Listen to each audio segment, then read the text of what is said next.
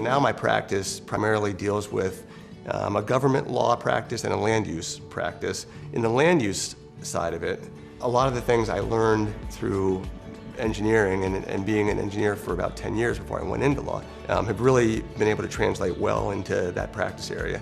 You know, when you try to do land development, you have to understand how infrastructure works, how utilities work, all those sorts of things that I kind of had that baseline knowledge from the degree package I had, and then spending some time in the Air Force as a civil engineer. So all those sorts of things come together, I think, to make me sort of uniquely qualified to understand some of the aspects that are relevant to the development of land and how you maneuver through the approval process when you want to achieve some sort of land development approval.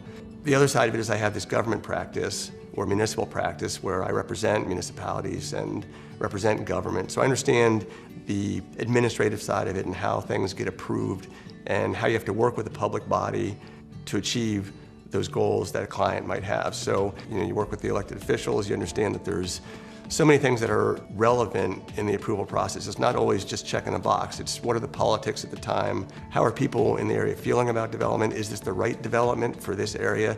All those sorts of things are, you know, real important issues that go through the minds of the elected officials.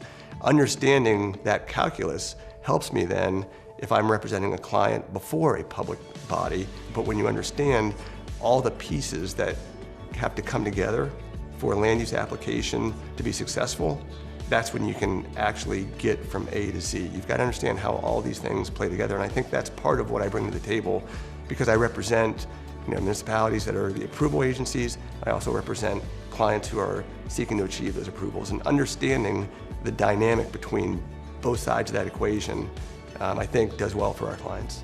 Practiced with some large firms early on in my career.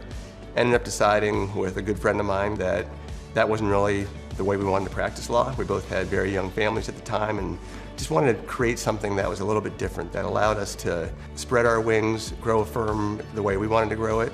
And I think we've done that. We never imagined that, you know, a decade later we would be, you know, over 50 employees, getting ready to bring on an 18th lawyer. Hard work, dedication, practicing the right way, treating people right. You know, those sorts of things pay off, I think, in the long run. I couldn't recommend that my best friend go anyplace else. I couldn't recommend that my grandmother go anyplace else. I know the kind of quality that we are trying to produce in this firm, and it's top shelf.